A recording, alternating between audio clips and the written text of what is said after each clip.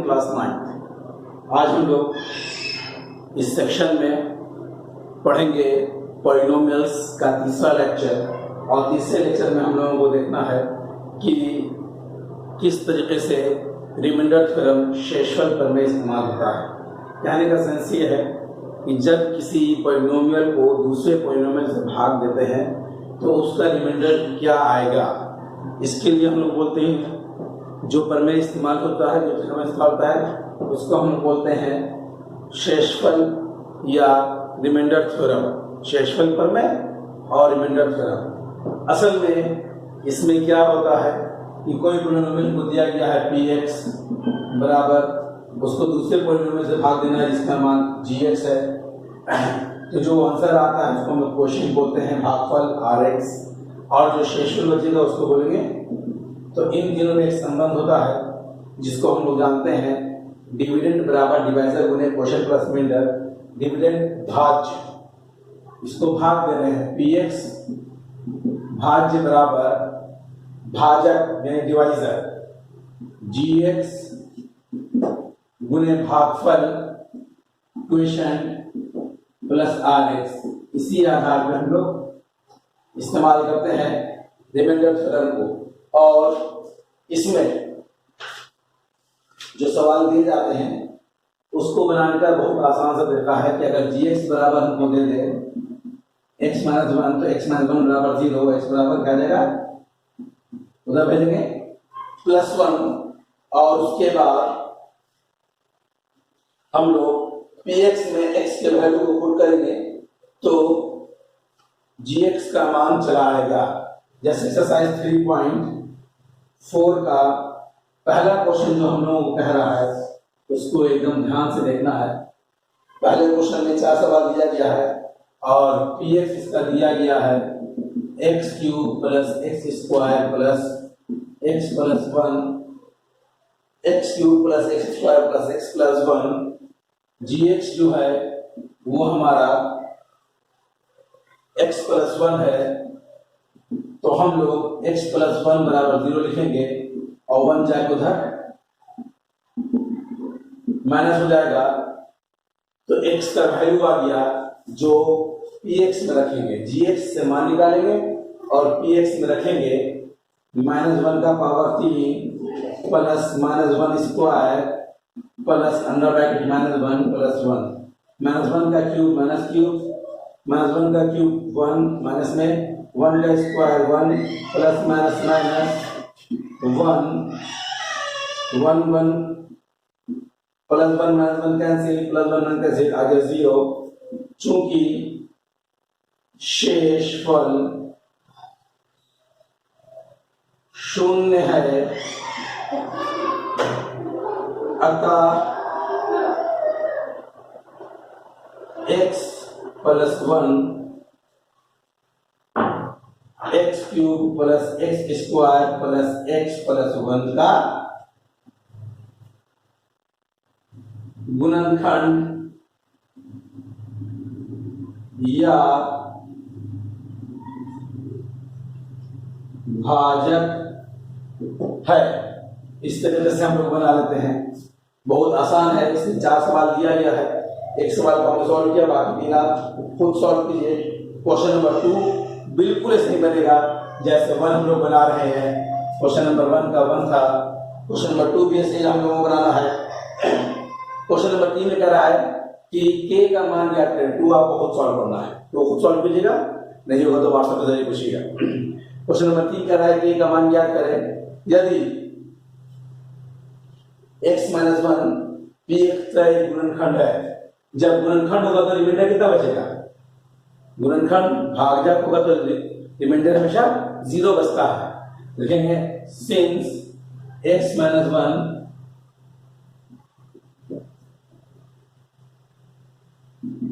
px का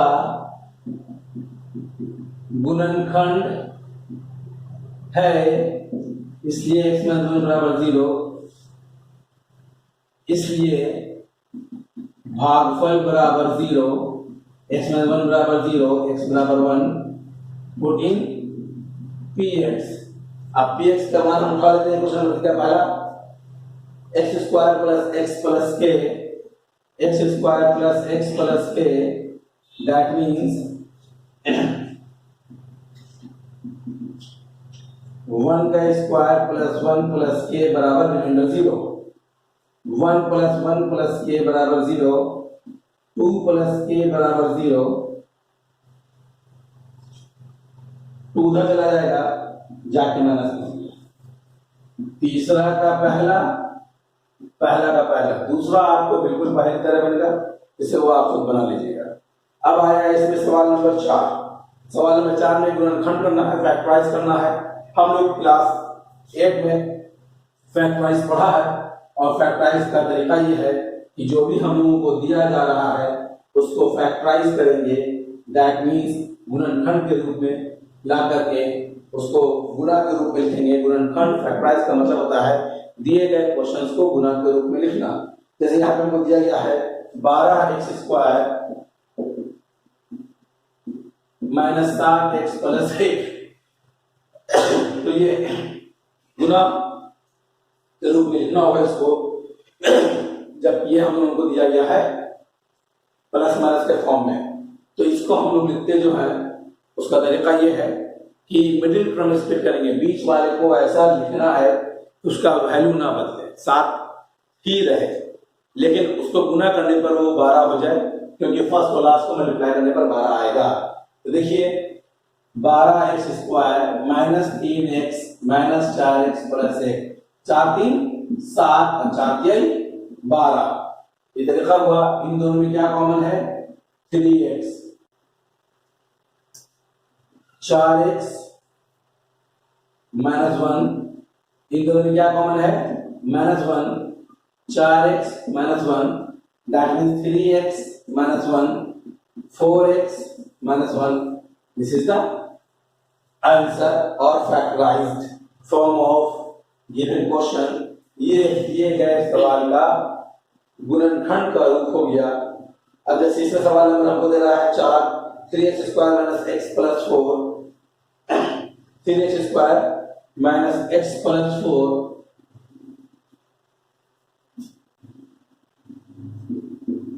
three x square minus x plus 4। तो सबसे पहले फर्स्ट और लास्ट को मल्टीप्लाई करेंगे, 4 3 12, तो बड़ी आराम से हम लिख सकते हैं 4 में से 3 गया 1, 4 3 12, इन दोनों में x कॉमन है तो x बाहर ले लेंगे, 3x माइनस 4, इन दोनों में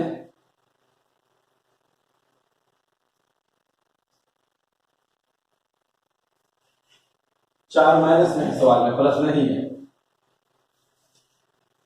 प्लस 1 कॉमन है, इसलिए 3x minus 4, the answer is x plus 1 and 3x minus 4। बाकी दो आप इसका खुद बनाइएगा। सवाल नंबर 5 में फैक्टराइज जो है वो मिडिल टर्म स्प्लिट से नहीं बनेगा, क्योंकि ये क्यूबिक पॉलिनोमियल पे सवाल है। जब द्विघात पॉलिनोमियल पर दे, यानी कि क्वाड्रेटिक पर दे, तो बीच वाले टर्म को ब्रेक करके बनाते हैं, यानी जब क्यूबिक पर देगा तो उसको पहले बदलना होगा द्विघात में। तो बदल दिया जाए। सवाल नंबर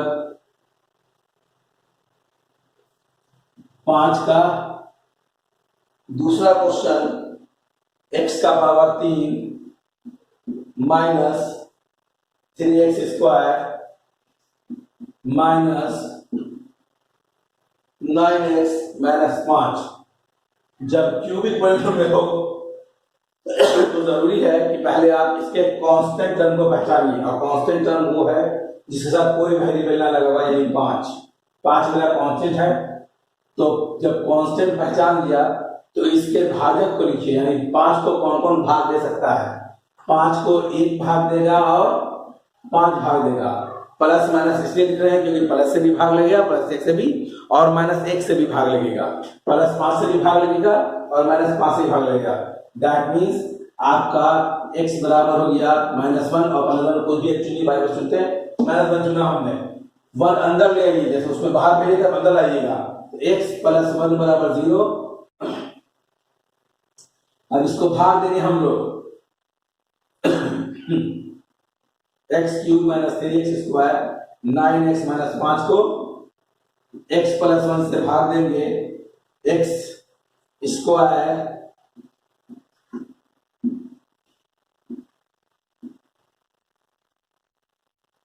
x से कम x घटाएंगे, ये होगा हम लोग को 4x square minus 9x minus 4x गुना करेंगे, 4 एकम 4x स्क्वायर 4 एकम 4x प्लस प्लस खत्म 5x माइनस 5। अब 5x माइनस 5 के लिए फिर हम लोग भाग देंगे, हम लोग माइनस 5 से याद आएगा माइनस 5x माइनस 5, ये पूरा कर दिया एलिमेंट 0। दैट मीन्स कि हम लोगों का px हो गया gx into qx plus rx। gx कितना है जिससे भाग दिया x प्लस 1, qx कितना है जो भाग दे क्या आया x square minus 4x minus 5, और rx कितना है 0, 0 ना भी लिखें तो कोई दिक्कत नहीं है। अब x प्लस 1 और ये हो गया हम लोगों का x square minus 5x plus x minus 5, 5 में से एक गया 4, 5 कम 5 चलाएगा, x प्लस 1 और x common x minus 5 plus 1 common x minus 5, that means x plus 1, ये दोनों मिलकर हो गया x प्लस 1 और ये हो गया x माइनस 5। तो इस तरीके से हम लोगों ने देखा कि बड़ी आसानी से इस चैप्टर के सभी सवाल के एक एक दो दो क्वेश्चन को बनाया। बाकी आप बनाइए, नहीं बनेगा तो व्हाट्सएप से पूछिएगा। एक्सरसाइज 2.5 पढ़ने के लिए हम लोगों को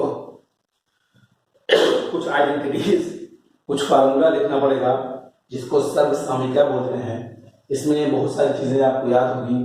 a प्लस बी का होल स्क्वायर होता है a square plus B square plus 2ab, a minus B का होल स्क्वायर होता है a square plus B square minus 2ab, a square B square बराबर होता है a minus B into a plus B का whole square, a plus B plus C का whole square बराबर a square plus B square plus C square plus 2ab plus 2bc plus 2c, ये सब इसमें plus रहता है।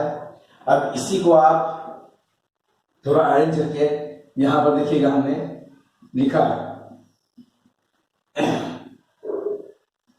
असल मामला ये है कि पहली बार में बी टर्म को माइनस कर दिया, दूसरी बार में बी और सी दोनों को टर्म माइनस कर दिया, तीसरी बार में सी को माइनस किया है, चौथी बार में ए को माइनस किया है।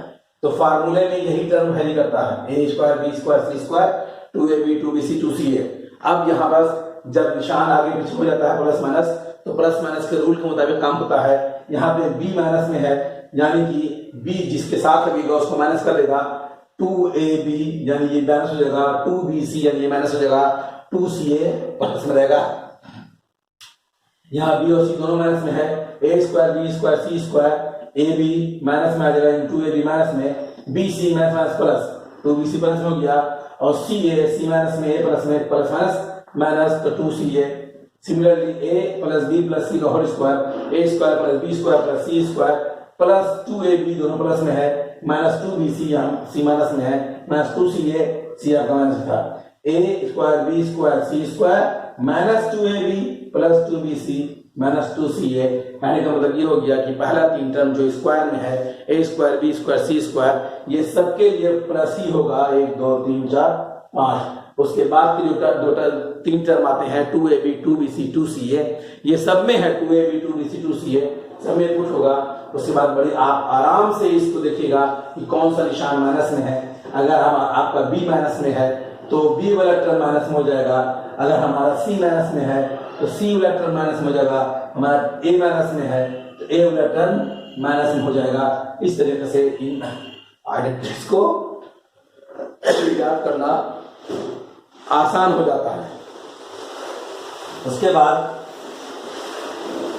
a प्लस बी का whole cube, a cube plus b cube plus 3ab into A plus B, A minus B का whole cube, A cube plus B, A cube minus B cube minus 3ab into A minus B, A cube minus B cube, ये दोनों को आप लिखिए और इन दोनों को देखिए। इसमें आप साफ साफ देख रहे हैं कि दोनों के एलएचएस टर्म सेम है, तो आरएचएस टर्म में वाइब्रेशन क्यों है, ये इस्तेमाल होता है गुणनखंड के लिए और ये इस्तेमाल होता है मान निकालने के लिए। यानी कि A cube minus B cube बराबर A minus B into A square plus A B plus B square, और A cube plus B cube बराबर A plus B into A square minus A B plus B square. यहाँ A cube minus B cube formula के लिए A minus B whole cube plus 3ab into A minus B, और A cube plus B cube बराबर A plus B का whole cube plus 3ab into A plus B. फिर ये आपका formula है A cube plus B cube plus C cube minus 3abc बराबर A plus B plus C A square plus ab। A cube plus B cube plus C cube minus 3abc बराबर A plus B plus C into A square plus B square plus C square minus ab minus bc minus C है। और अगर इन तीनों term का जोड़ 0 हो जाए, like if A plus B plus C बराबर 0, then we have to write A cube plus B cube plus C cube बराबर 3abc। ये हुआ आइडेंटिटीज। इसके अलावा दो चार और आइडेंटिटीज है जो भी आपको लिख के दिखा रहे हैं। अब इसमें और हम लोग आगे प्रोसीड करेंगे। आइडेंटिटीज में सवाल है x plus A into X plus B, तो इसका फॉर्मूला रहता है X square plus A plus B X plus A into B. इसमें b माइनस है तो X square plus A minus B X minus A into B. इसमें a minus है X square plus B minus A X minus A into B. इसमें और B दोनों minus है, X square minus A plus B X plus A into B. इतने सारे formulas को याद रखिए तो इस चैप्टर में भी और आगे बहुत सारे चैप्टर में भी ये बेनिफिटेड होगा। अब इस पर भी सवाल है x प्लस 4 गुने एक्स प्लस 10, तो देखिए x plus 4 into X plus 10 ये दिया गया है। सॉल्व करने के लिए आप बाकायदे देख रहे हैं कि ये पहला फॉर्मूला शो कर रहा है x plus A into X plus B. आप लिखेंगे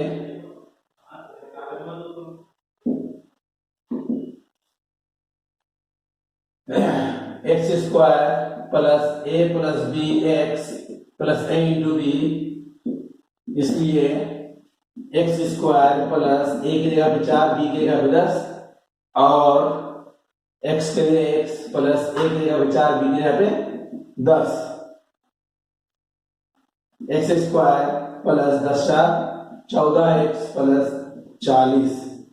दिस इज द आंसर। इस तरीके से आप पहला क्वेश्चन बना लीजिएगा। सवाल नंबर 2 है मान निकालना है। हम लोग चाहे तो सीधा गुना करके मान निकाल दें, लेकिन इसमें कह रहा है कि आपको फार्मूला इस्तेमाल करना है।